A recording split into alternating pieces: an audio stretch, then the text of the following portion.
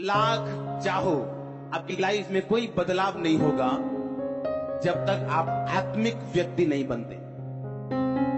हर बंदा उस जेल से बाहर आना चाहता है, पर कोई भी भेदों को सॉल्व करना नहीं चाहता। आपके पड़ोस की फैमिली में शैतान कहां काम करते हैं, अगर आप वो भेद समझ जाएं। आपके बिजनेस के ना चलने का भेद क्या है, आपकी फैमिली के पीछे कर्ज का भेद क्या है, अगर आप उसे प्रार्थना में समझने की कोशिश करें, आप फास्टिंग में जाएं, आप समझें ध्यान से।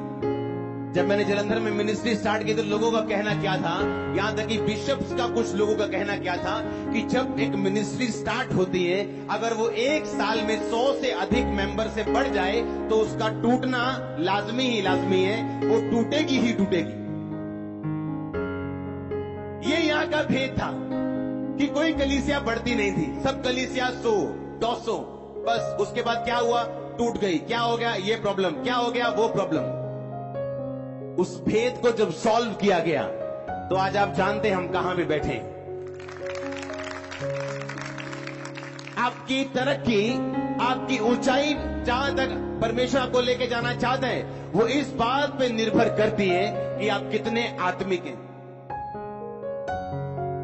आप कितने स्पिरिचुअल हैं। ये इस बात पे निर्भर करती है, ये नहीं क्या आप चाहते हैं। मैंने ऐसे व्यक्ति देखे हैं जो चाहते हैं, रोजे भी रखते हैं, लेकिन साथ में व्यभिचार का पाप भी करते हैं। सिगरेट पीते हैं रोजे में, चुगलियां भी रोजे में, टीवी भी रोजे में, क्योंकि बाइबल ये बताती है आप प्रॉब्लम सॉल्वर जब बनते हैं, आप दूसरों से अधिक ऊंचा उठते हैं, क्योंकि आपकी वैल्यू परमेश्वर की निगाहों में आपकी प्रॉब्लम सॉल्विंग एबिलिटी में, ना कि आपके ड्रामा क्रिएट करने की। आमीन। आप जब प्रॉब्लम सॉल्वर बनते हैं अपने फैमिली में, अपने समाज में, अपने लोगों में, परमेश्वर अपने आप आपको ऊंचा करते हैं और कोई विरोधी, कोई ताकत, कोई शैतान आपको नीचा नहीं कर सकता। आपकी वैल्यू परमेश्वर की मिस्ट्रीज खोजने में, उसके भेदों की बातों को खोजने में आपकी वैल्यू बनती है उसके पीछे। इसलिए मैंने कहा आत्मिक बनना फायदे का सौदा है। आमीन। क्या सौदा है आत्मिक बनना? वो फायदे का सौदा है। बाइबल बताती है यूसुफ ने जब ये मिस्ट्री सॉल्व की और राजे को उसके सपने का अर्थ समझाया तो वो उस देश का प्रधानमंत्री था। जिसने उसको अंदर किया था वो भी उसके नीचे आ गया। 2 साल उसके बारे में कोई बात नहीं हुई, इतना बड़ा मिरेकल करने के बाद भी 2 साल उसकी कोई पूछताछ नहीं हुई। पर एक दिन राजे ने उसके विषय में बात की, आपका फल आने वाला है चर्च, आपकी मेहनत व्यर्थ नहीं है चर्च, आपका फल आने वाला है चर्च, और शैतान आपको मूर्ख ना बनाने पाए, ये मेरी प्रार्थना है। मैंने कहा मैं आपको मसा करता हूं कि शैतान आपको मूर्ख ना बनाने पाए यीशु मसीह के सामर्थ्य नाम में। आमीन। अगर आप बाइबल ध्यान से पढ़ें तो जो लोगों ने मिस्ट्रीज, भेद को सॉल्व किए, वो लोग ऊंचे गए। चाहे आप यूसुफ की बात करो, आप डैनियल की बात करो, सेम किस्सा डैनियल की लाइफ में था। राजे को सपना आया, उसने सब पंडित जोशी सब बुलाए, किसी को उसका मतलब मालूम नहीं था। कहते अपना सपना बताओ। राजा कहता मैं सपना भी नहीं बताऊंगा, मैं अगर सपना बता दूंगा तुम कुछ और ही बना के मुझे सुना दोगे। सपना भी तुम सुनाओ मुझे क्या आया, और अर्थ भी तुम बताओ मुझे क्या आया उसका अर्थ। और डैनियल ने अपने लोगों से कहा, क्योंकि राजा ने बोल दिया था कि सब जोशी, सब पंडित मरवा दो, क्योंकि किसी ने मेरे सपने का अर्थ नहीं बताया। तो डैनियल ने कहा उन तीनों से, शद्रक, मेशक, अबेदनगो से, कि तुम परमेश्वर से प्रार्थना करो कि वो अपने भेद हम पे प्रकट करे। और परमेश्वर ने डैनियल के ऊपर भेद प्रकट किए। जब वो राजा के सामने गया, उसने राजा का सपना भी बताया, उसका अर्थ भी बताया, और तब से लेके अपने जीवन के लास्ट दिन तक डैनियल को कोई दुनिया की ताकत नीचा नहीं कर सकी। हमेशा ऊंची कुर्सियों पे वो रहा, कोई उसको डाउन नहीं कर सका।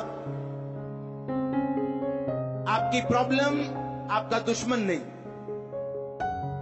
आज इस मिनिस्ट्री में 50% लोग इस कारण है क्योंकि उन्होंने कुछ नेगेटिव बातें इस मिनिस्ट्री की सुनी थी और तब मालूम हुआ था कि ये कोई सेवक ही है और आज वो चर्च में बैठे। तो दुश्मनों का थैंक्स आपको करना चाहिए, वो आपके नुकसान के लिए नहीं, आपके फायदे के लिए है। अब आने वाले टाइम में इस पंजाब में जो क्रिश्चियनिटी की मजबूती आप देखने वाले हो वो हैरान करने वाली होगी। लोगों को लगता है ये हो गया, वो गिर गया, और पंगा हो गया, प्रभु का काम पता नहीं क्या होगा। मैं आपको फिर कह रहा हूं, फिर याद करवा रहा हूं, आने वाले टाइम में महीनों दिनों सालों में क्रिश्चियनिटी उस लेवल पे होगी आपने कभी इमेजिन भी नहीं किया होगा कि पंजाब सोचते हो शायद साड़ी जिंदगी असि कुछ नहीं देखा, असि लखा बीमारियां देख के लखा रिपोर्ट्स नॉर्मल अपनी लाइफ च देखी हैं। किसी की गल सुन के नहीं मैं कह रहा अच्छा चंगी हो गई तो मैं डिक्लेयर करता देखो जी चंगी हो गई। नो, मेरी वाइफ दे पेन हुई कुछ महीने पहला स्कैनिंग कराने गए, कहते रसौली इन्हें पता नहीं है, घर आके मैंने रिपोर्ट दी, कहते रिपोर्ट देखो। ये बड़ी हंसी हंसी आवे, मैं कहा था रसौली है, मैं हंसा ऊंची ऊंची।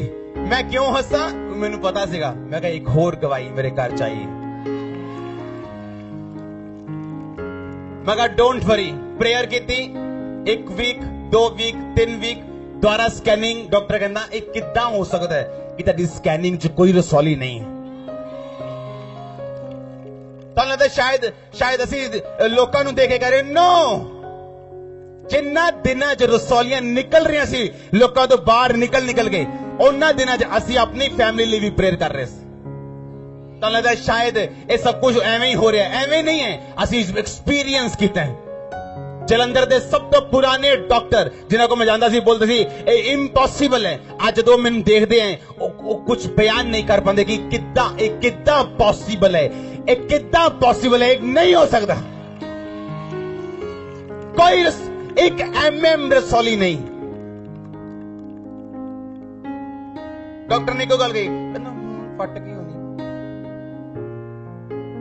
हाँ जी नो प्रॉब्लम। और कोई रोजे नहीं, कोई रो के ई चूपड़ी कुछ नहीं, मर गए लुट गए, नो। जो प्रॉब्लम आए एक टेस्टिमनी आ रही था देयर, और एक नवी टेस्टिमनी। जो प्रॉब्लम आए प्रॉब्लम देखो और बोलो एक नवी टेस्टिमनी। और आमीन छोटे, तो आमीन छोटे।